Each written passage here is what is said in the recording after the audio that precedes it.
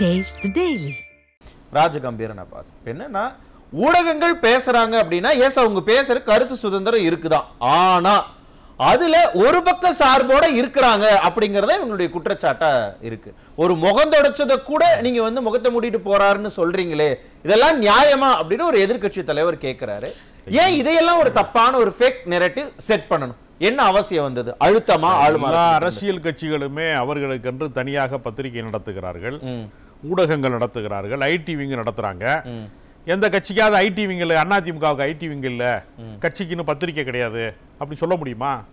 எல்லா கட்சிகளுக்குமே பத்திரிகையினுடைய தயவு தேவைப்படுகிறது, தகவல் தொடர்பு தேவைப்படுகிறது. சுற்றுப்பயணம் போறாரு அப்படின்னா நீங்க எதுக்கு லைவ் போடுறீங்க? ஊடகத்தின் வழியாக தான் லைவ் போட முடியும். மக்கள்கிட்ட போய் சேர்க்கிறதுக்கு அந்த இடத்திலே கூடாதவர்கள் பார்ப்பதற்கு ஊடகம் பயன்படுது. சில ஊடகங்கள் என்ன பண்றாங்கன்னா ஒரு பக்கம் சார்பா இருக்கிறாங்க.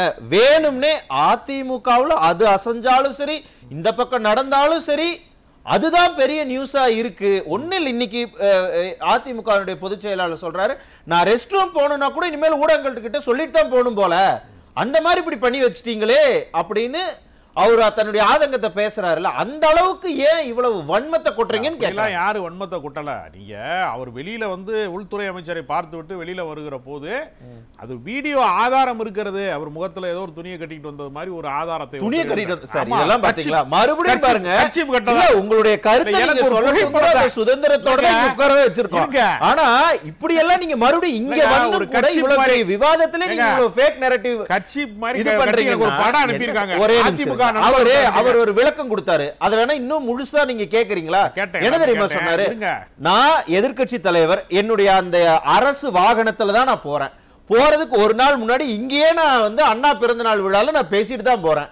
எல்லாருக்குமே தெரியும் நான் வந்து துணை குடியரசுத் தலைவரை நான் பார்க்க போனேன், அதுக்கப்புறம் மத்திய உள்துறை அமைச்சரை நான் பார்க்க போறேன்னு எல்லாருக்கிட்டையும் சொல்லிட்டு தானே போனேன். அப்புறம் எதுக்கு நான் முகத்தை மூடிட்டு வரணும்? இப்ப நான் என்ன கேக்குறேன்னா, டெல்லியில ஒரு பத்திரிகையாளர் அந்த புகைப்படத்தை, அந்த வீடியோ காட்சியை வந்து அவர் வந்து வெளியிடுகிறாரு. அது விவாதமாயிருக்கிறது. அவர் மேல அதிமுகவினுடைய வழக்கறிஞர் பிரிவு இப்ப நோட்டீஸ் கொடுத்திருக்காங்க. நியாயமா பார்த்தா இல்ல என்ன சொல்லி நோட்டீஸ் கொடுத்திருக்காங்க அதையும் சொல்லுங்க. அதாங்க இந்த சம்பவத்திற்கு அவர் காரணம்னு சொல்லி அவர் மேல அப்படியே சொல்லி சென்னை பத்திரிகையாளர் மன்றம் கண்டனம் தெரிவிக்கிறது. ஒரு நிமிஷம் இருங்களேன், இதுதான் ஃபேக் நரேட்டிவ்னு சொல்றோம். அவர்கிட்ட அந்த சுயாதீன பத்திரிகையாளர், அவர் இண்டிபெண்டன்ட் ஜர்னலிஸ்ட், அவர்கிட்ட நீங்க இந்த மாதிரி ஒரு போஸ்ட் போட்டிருக்கீங்க, இதுக்கு விளக்கம் கொடுங்க அப்படின்னு கேட்டிருக்காங்க. இது கட்சியினுடைய உரிமை.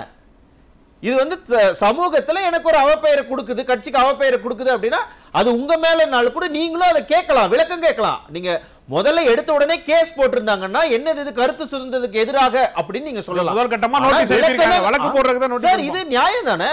ஏங்க வழக்கு போடுறதுக்கு தான் நோட்டீஸ் கொடுப்பாங்க. ஒரே நிமிஷம் இருங்க, இதுக்கே நீங்க இப்படி சொல்றீங்களே, அதே மாதிரி இன்னொரு இண்டிபெண்டன்ட் ஜர்னலிஸ்ட் யூடியூப்ல பேசுறாரு, அவர் வீட்டுக்கு போய் சாக்கடையை போய் ஊத்துனாங்களே, அதற்கு என்ன பதில்? யார் ஊத்துனா? யாரு சொல்லுங்க? அரசு தான் தூய்மை பணியாளர்கள் வேலையை செய்யறதுல வீட்டுல படுத்து கிடந்து சம்பளம் வாங்குறாங்கன்னு அவர் பேசினார் வீடியோ. சரி, அவங்க மேல கருத்து சரியானதா? அந்த கருத்து சரியானதா? அந்த அதற்கு பின்னணியில இருந்தது யாரு? அந்த செயலை பண்ணது ஏன் சார்? எதுவா இருந்தாலும் நீங்க தான் சொல்றீங்க கருத்து சுதந்திரம்னு. அந்த இண்டிபெண்டன்ட் ஜர்னலிஸ்ட் டெல்லியில இருந்து அந்த போஸ்டர் போட்டிருக்கிறாரு அப்படின்னா அது நியாயப்படுத்துனீங்கன்னா, அதே போல இவரே தன்னுடைய கருத்தை சொன்னா இவங்க என்ன பண்ணிருக்கணும்? இது தப்பு அப்படின்னு டிஃபமேஷன் கேஸ் போட்டிருக்கலாம். ஆனா வீட்டுல போய் சாக்கடை ஊத்துறாங்கன்னா அப்ப இங்க வந்து கருத்து சுதந்திரம் இல்ல அப்படிங்கிறது தானே? இல்லங்க, இன்னைக்கு டிஜிட்டல் ஊடகங்கள்ல எந்த விதமான ஆதாரமும் இல்லாத செய்திகளை யார் வேண்டுமானாலும் பரப்ப முடிகிறது. யாரு வந்து கமெண்ட் போடுறாங்கன்னு ஒரு எனக்கு முன்னாடி அக்னீஸ்வரன் சொன்னார்ல, யார் கமெண்ட் போடுறாங்கன்னு தெரியல. நான் சமூக எப்படி நெறிமுறைப்படுத்துறது அப்படிங்கற விவாதத்துக்குள்ள நான் போகல. ஏன்னா அது இன்னும் பெரிய விவாதம்.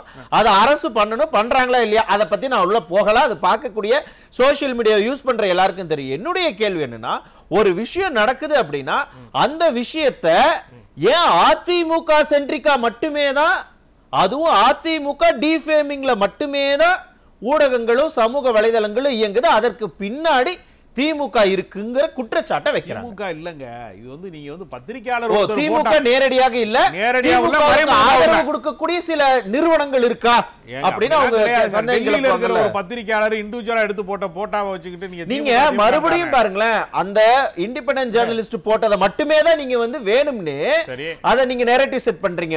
என்ன இருக்கு, பல ஊடகங்கள் அந்த செய்தியை வெளியிட்டாங்க. அந்த செய்தியை ஏன் நீங்க இப்படிப்பட்ட கோணத்துல நீங்க வெளியிடுறீங்க? இதற்கு பின்னணியில அரசினுடைய அழுத்தம் இருக்கான்னு கேக்குறாங்க. அரசின் அழுத்தம் கிடையாது, ஊடகங்கள் பல்கி பெருகி இருக்கக்கூடிய டிஜிட்டல் யுகத்துல நம்ம இருக்கோம். பரபரப்பு செய்திக்கு தீனி ஓடுறதுக்கு எது செய்தியானாலும் அதை உடனே வந்து வைரல் பண்றதுன்னு ஒரு கல்ச்சர் உருவாயிருக்கு. சார் செய்தி எது சொல்லுங்க பாப்போம். எது செய்தி தன்மையுள்ள, மக்களுக்கு பயனுள்ள, அதன் மூலமாக மக்களுக்கு ஏதாவது ஒரு விஷயத்தை கொண்டு போய் சேர்க்கிறதான செய்தி. ஆமாங்க, அது வைரல் ஆகாதுல நீங்க சொல்ற மாதிரி. அதற்கு நம்ம ஊடக தர்மம், ஊடக தர்மம்னா சொல்லுங்களேன், மனசாட்சியோட சொல்லுங்க. ஊடக தர்மம் இல்ல, பிரேக்கிங் நியூஸ், ஃபிளாஷ் நியூஸ்னு போட்டுக்கிட்டே இருக்காங்க எல்லா சேனலுமே. எல்லாமே உறுதி செய்யப்பட்ட மிக சரியான தகவலை தான் போடுறாங்க. நம்ம சொல்ல முடியல.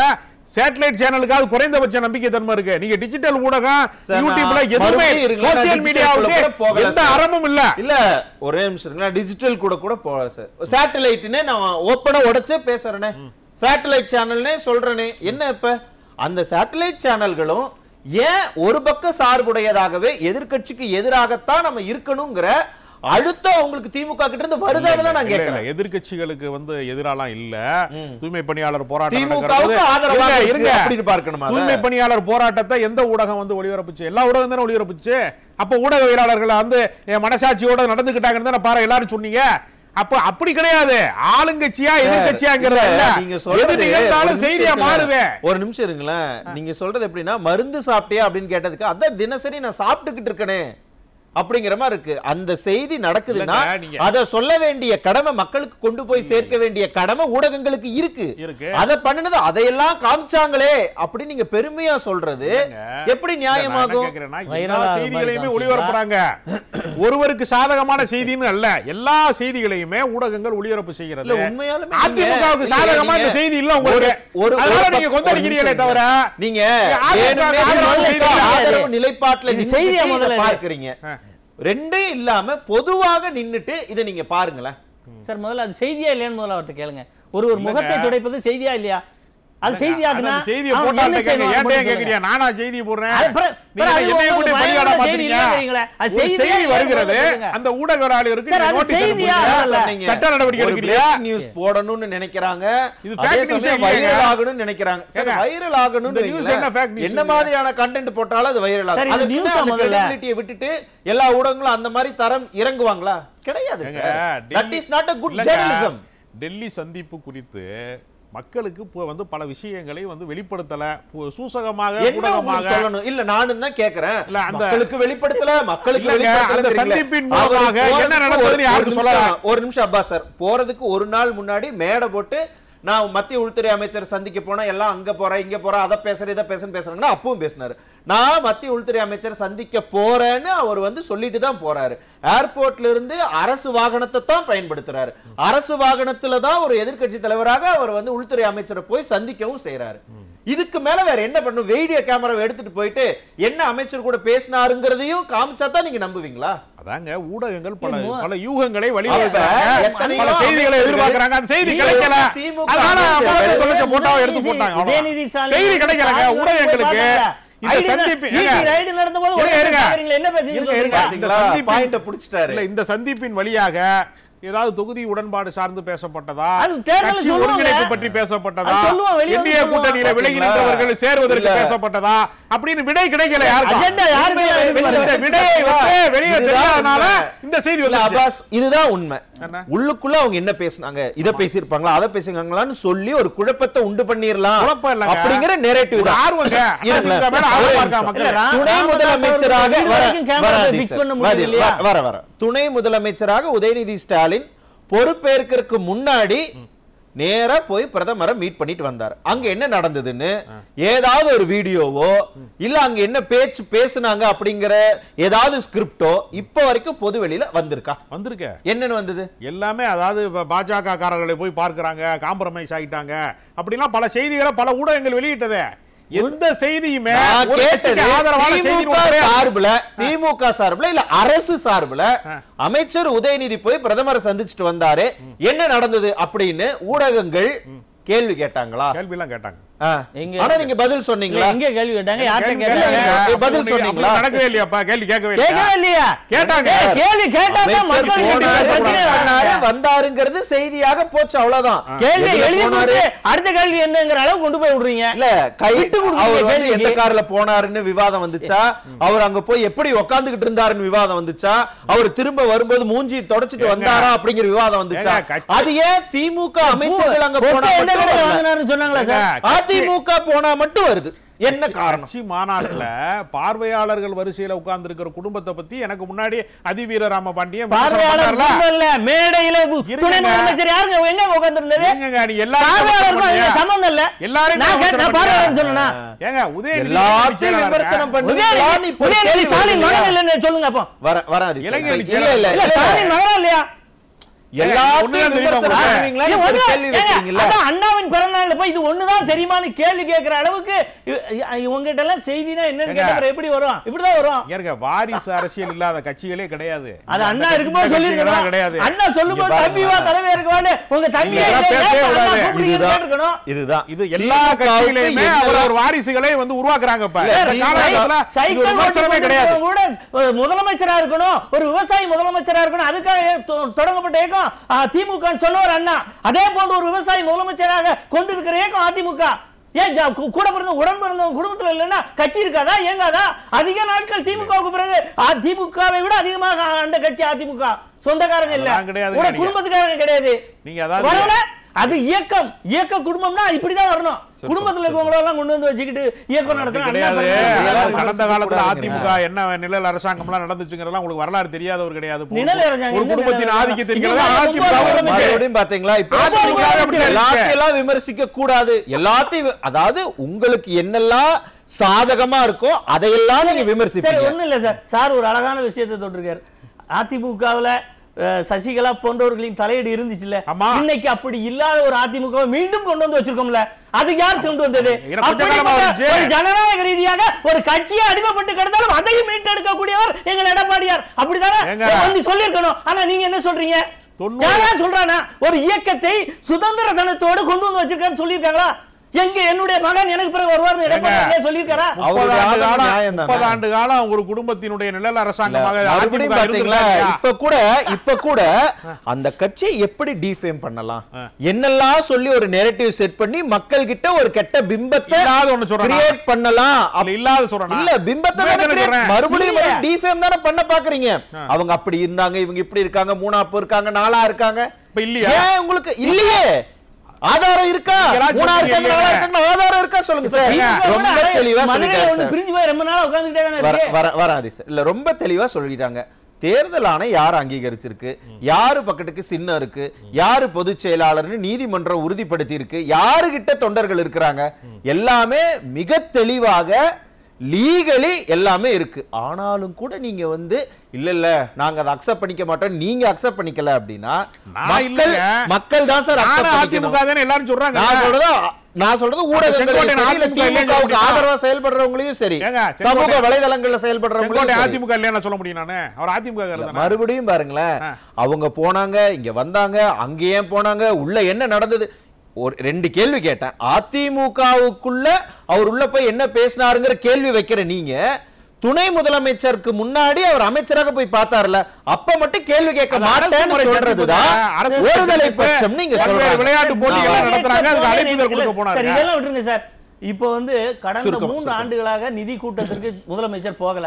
கல்யாணம், காது குத்து இதெல்லாம் நிறைய காரணம் சொன்னாங்க. இந்த வருஷம் இடி ரைடு நடந்தது, சரி டாஸ்மாக் ரைடு நடந்தது இடி அலுவலகங்கள்ல. உடனே போனார எவ்வளவு நிதி கேட்டேன்னு எங்கேயாவது ஒரு செய்தி வர முடிஞ்சுதா சார்? பத்திரிகையாளர் செஞ்சு சொன்னீங்களா? அரசு முறை பயணம், முதலமைச்சர் போயிருக்காரு, ஒரு தகவல் இல்ல.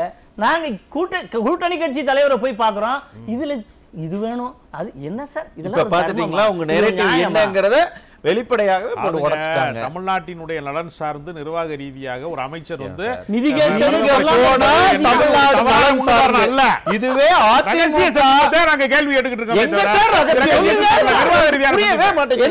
ரகசியம் என்ன ரகசியம்? அவர் வெளிப்படையா தானே போறாரு. அடுத்து கேமரா எடுத்துட்டு பின்னாடி போய் சொல்லுங்க யாரை போய் சந்திச்சாலும். அப்ப திமுக அமைச்சர்கள் பண்ணினதெல்லாம் ரகசிய சந்திப்பா?